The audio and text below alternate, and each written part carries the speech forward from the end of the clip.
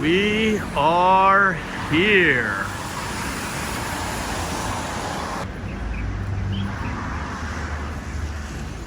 That is beautiful.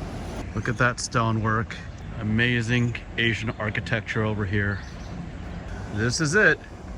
Chiang Kai-shek Memorial Hall. He's like the Taiwanese Chuck Norris, or, well, more like George Washington. Taiwan edition. A pilgrimage to celebrate Chinese freedom, as short-lived as it was.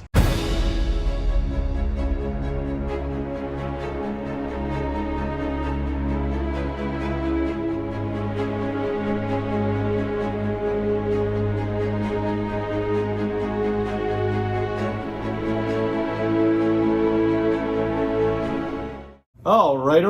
Welcome to FaBled Hunters. I'm Yuanji. I'm Saint. And today we're going to open some stuff. We're back to opening stuff! And what a good day it is, because it's been so many months since we announced our Beckett official partnership. And yeah, I don't think anybody really knows like what that means, because we haven't talked about it that much on the channel. we haven't? No, we mentioned it. Well, we mentioned that we're partners, but like what does that mean? That means that for a certain amount of submissions that we send to Beckett, we experience a very small discount. And in return, I've promised not to say anything wholly negative or explicitly negative about Beckett unless I've first notified Beckett management about that negative thought. So originally, obviously everyone knows that we had released a video that was very critical of Beckett. Yeah, and it was an honest one. And in the video, you had listed a lot of issues that you had with the grading process as a whole. So while we're opening this package, and I can start opening it, but while we're opening this package, I wanted to ask, what were some of the things that you saw kind of being turned around at Beckett that made you want to kind of revisit like a working relationship with them? Well, management had reached out. They said, hey, let's try to mend fences. Let's give it another opportunity because you've been historically a good customer. And I also saw the market. It was like PSAs, catching up, and they're providing a higher quality of product temporarily. BGS seemed to have improved upon their shortcomings. And I was like, well, most notably, it wouldn't take me a year and a half to get my cards back, which was a problem. And I had seen other people within the greater graded community.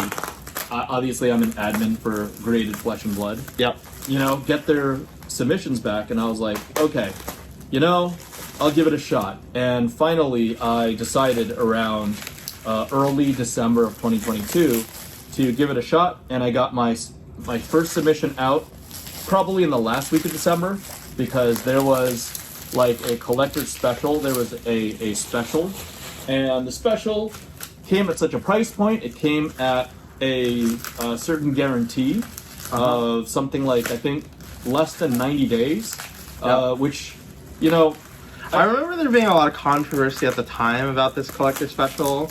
Yeah. Because this was like during the period of time when there was still a lot of turnaround issues. There was. I think that it was kind of, some people had sour grapes about it, but I do believe that it was like the first like step that Beckett had taken to kind of like, fix some of their turnaround problems. Yeah. And they went from something like a year plus to down to 90 days being their worst. Yeah. So I have to verify that this batch came back after the receipt, after it was logged in, within 90 days. It was something like 82 or 83 calendar days. Okay. Which is, I'd say not bad at all compared to 400 to 500 days. Like 15 months. Yeah, 15, 18 months in some cases. Yeah. From 2020 to 2022 in some cases. This is a big improvement. And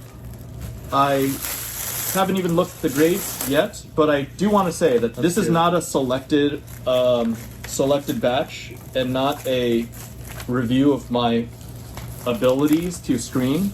Okay, so this Because you're just sending a random sample. I sent in a I sent in a random sample to stress test the cards and see what Beckett would do, because the last time I had submitted cards was around the time when I made that critical video. So it's been cold turkey on Beckett for a while, but Yeah, I know one of the criticisms that you had for CGC most recently was that their grades were very generous in some cases. very generous. They're giving away 10s, and you can have a 9 centering or 9 in one category and still get a CGC 10.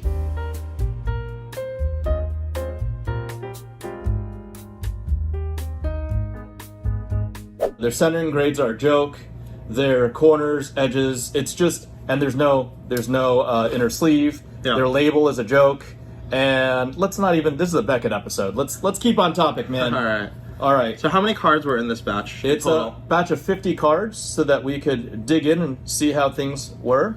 Okay, so Yeah, 8.5 centering. That was what That- sank. yeah, this checks slab. out. Checks out, exactly. Centering's off. And yes, I believe that 40 of the 50 slabs were actually 10, meaning 10 times 4 arcane promo packs. Okay. These were buy a box from way early on, right? These are actually starting to, some of these cards are starting to catch in popularity again. I think Death Dealer in particular, since Azalea's in the 200 rise plus in popularity. range. Yep. Crucible of Aether Wave. Oh, nice. Yeah, there you Gold go. label. Gold label. Sunk by corners. Yeah, it's always sunk by the corners. And Unlucky. you got 2 touches on the corners, or a little rabbit bite on the top Yeah, right. 2. Yeah, 1 here, 1 here. Yep. That'll sink it to a 9. Another Crucible. Speaking of Death Dealer, here's a Death Dealer. So far, 1 out of 4 are 9s. What else? Ooh, this has nice corners, but I guess the edges sank it. And indeed, I can verify that there's only a very micro nick very small micro nick over there. The rest of the corners look pretty decent. So that's another 9.5. Again, these just came in, and I mean, I don't think I submitted all 40. I replaced 2, I think, because it was 30 out of the 40. 2 were damaged, so I just traded them out for other Death Dealers or Crucibles that I had. Sure. 9 quad plus Death Dealer. Because there are some cases, like the 2 exceptions, if the card is already damaged, I don't want it in a slab. Another 9.5 Death Dealer, this time in corners. A 7.5. Yeah, like a 7 weapon. White label. Okay, this is one of the 10 that aren't the weapons. 8.5. Yeah. Centering 8. Well, yeah, I see it. Up here, that's way thin. I figured maybe even an 8.5, but no, that's the definition of strict grading, right? Mm-hmm. Crucible, 9 quad plus plus. Let's take a look at that's off. That's not even within the sample size of the 40, just to make 50. Another Crucible Aether Wave. There you go. 9.5. The corners. We know what Fab corners look like. Here's 8.5 Teclo Plasma Pistol. Let's see how bad the corners were. Oh, this one is. Oh, that is, yep. There's a bite mark in there. There's a nick there, and there's a bad corner. That's awkwardly cut as well. So that's 3. That's 8.5. That makes sense. So far, so good. And there's no notable, shrapnel. There's no hair. There's no cookie crumbs. There's not very much debris. We haven't hit a perfect 10 yet. You never know. I'm just kidding. Just kidding. Oh, man. Unlucky. You get a unsummon, it's backwards. Yeah, that could happen as well. There's no such thing as perfect in real life. Yeah, I agree. This looks like a 9. It's clean enough. There's a little bit awkward cuts, but yeah, those are Fab cold foil corners. Yeah. There you go. It was gold. Another one. Has there ever been a perfect 10 cold foil graded? No. I made a big deal out of it, and I specifically noted when I think the only cold foil 10 corners that I've ever pulled was on a Gambler's Glove. Second wave cold foil Gambler's Glove Crucible. I wonder, that leads me to wonder, do you think, and this is maybe like a this is just like kind of a random thing, but like, Yeah. do you think that like even if it's like a common cold foil, that the first ever like Flesh and Blood like Perfect 10 would have some kind of collector value to it? Well, of course it would. Yeah. Yeah. Yeah. So even if it's like, I don't know, like Seeker's Gillet from, I don't know, it's like a $3 cold foil common. Oh, of course, it's from the new set. Just the fact that it's so unique, Yeah. would make it very collectible. I've gotten offers for the Red in the Ledger, and this is the one and only Black Label, the first of its kind, the best graded card in the world. Prior to Outsiders, there were already people wanting to buy it for large and silly amounts of money, but now that it's presumably playable in meta, then you know it's not for sale, guys. But I would say now it's even more in demand. So yeah, speaking of in demand, I graded these baubles. This is like a one-off, but it's great to get a 9.5. See, that's not in the slab. That in prior years would have been inside the slab, but that was just paper debris. So gold foil cracked Christmas bauble. Another one. Crazy Root. These all have bad centering. Yeah. Unlucky. Yep. Back to the main cards. Crucible. Gold. What else? Crucible. A lot of 9s. 9 quads. But again, this is just fresh out of the pack. Yeah. Right? And I did say I replaced 2 of them. So, Nebula Blade. Ooh. Surface 10. Almost a quad. Yeah. Almost a quad. When are we gonna have to play this card instead of the I was joking about the Thorn? Yeah, I was joking about this the other day. Yep. And I was like, you know what Viscerai really needs to be playable? It needs like a new hero ability, because they're gonna make a new Viscerai, right? Yeah. Presumably. And it's gonna be like every time you make a rune chant, you draw a card. And then that card will be playable. Oh yeah? That sounds a little overpowered. Maybe a little bit overpowered. Just a little, right? Yeah, we got a 9. 9 quad plus. Sunk by centering. Unlucky. 8.5 centering. Yep. I think it's like a little diamond. No, 9.5. Oh, what is? Oh, it's 9 corners and edges. Yeah. 9.5. Yep. Corners. Always a corners. Just double check. Yeah, corners. Little that sank it right there. Right? That corners will bring it down to a 9. I feel like Beckett is most strict when it comes to centering and corners. Because I've done a lot of grading with PSA. Yep. And PSA usually they're I think strictest on like surface. Really? Like you can't have like like surface like imperfections and get a 10. In my experience, it's always been corners and edges with PSA. Yeah, I think for me, a lot of the cards that I received that were 9s were because there was some kind of like surface flaw. Really? Like some kind of like line or like nick. I'm guessing Pokemon though, right? Yeah, Pokemon. And holo foils? Yeah. Okay, that's why. There you go. Pokemon holo foils. Yeah, I guess card game to card game it varies. It varies. It also varies like set to set. Yep. So what has been the hit rate so far of 9.5s? Well, it's out of 40, so that was the idea. We'll tally it up in the end. So far we are at another one. We are at 12 9.5s. Okay.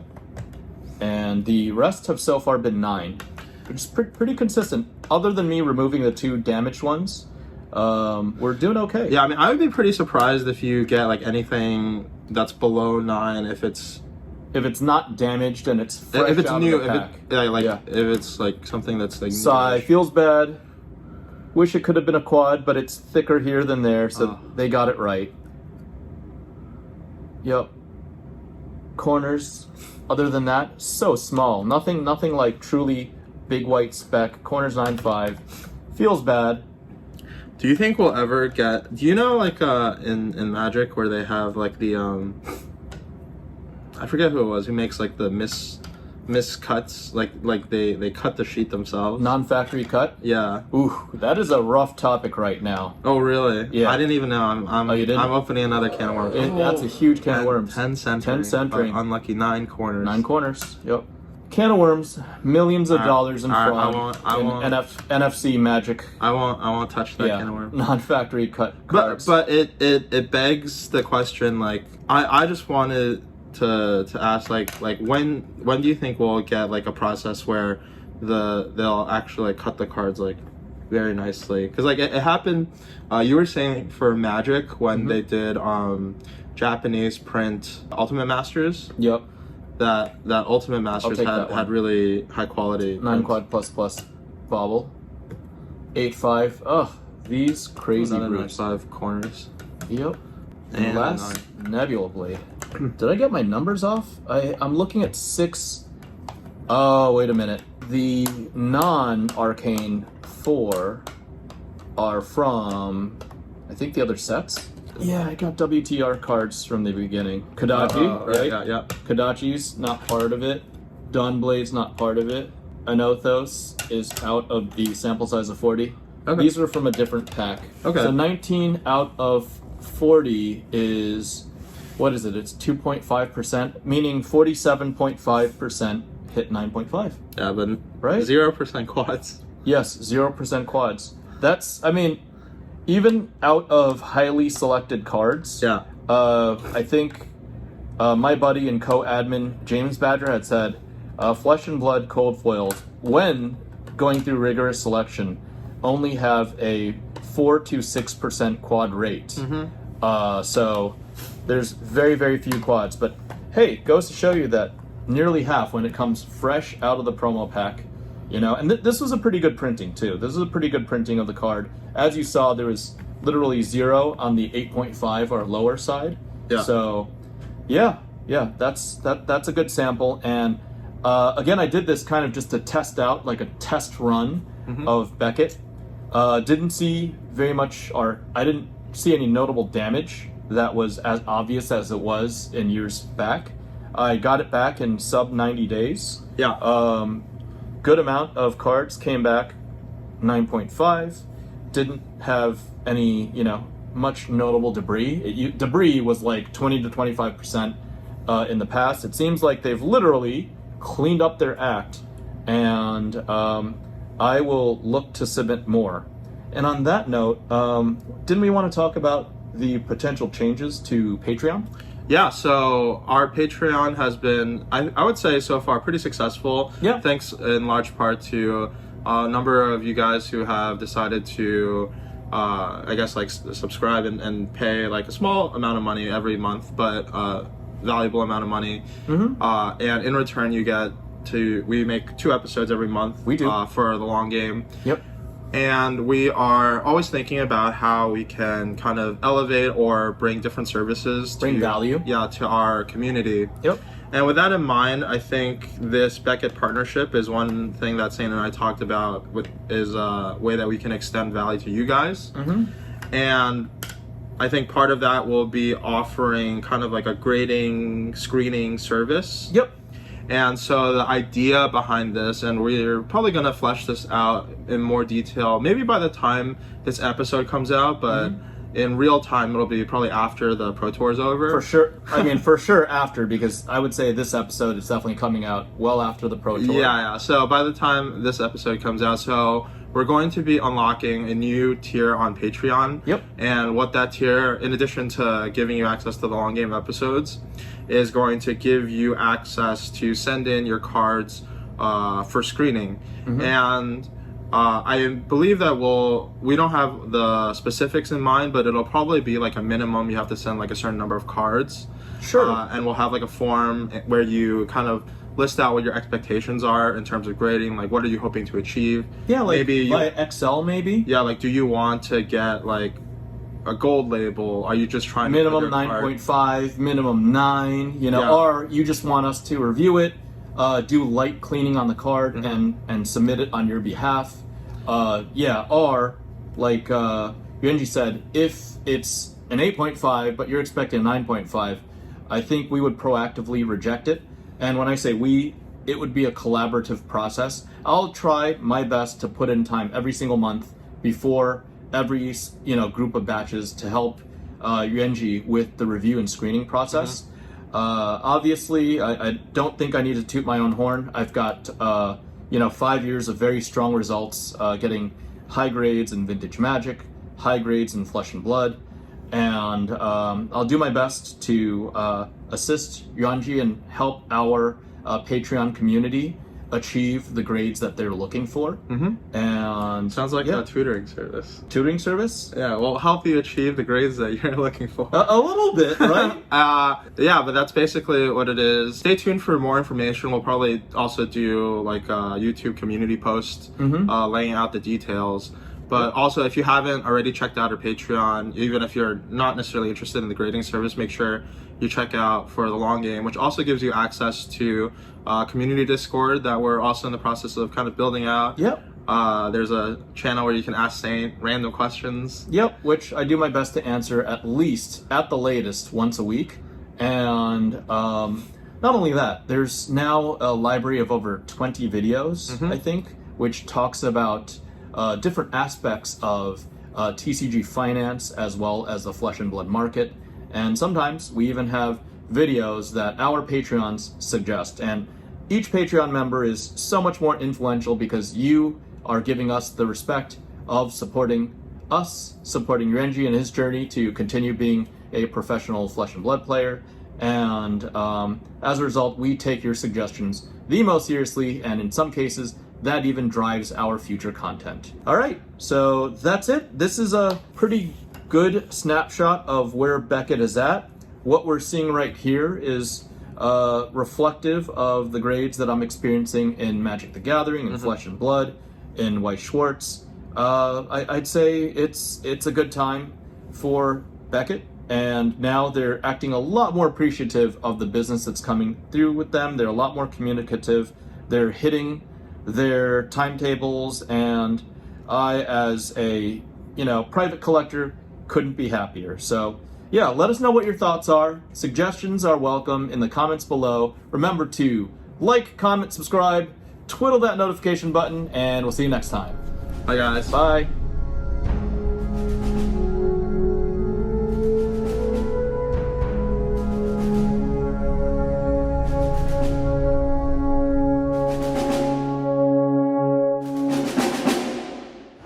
Scale 1 to 300.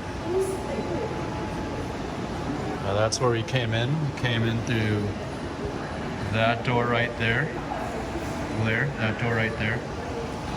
Oh, this is grand. Like the Washington Memorial. There, that's the entrance. Freedom Square. Freedom Square. I guess this is what we're gonna have to settle for until we have a democratic regime occupying the Forbidden City. Don't hold your breath, everybody.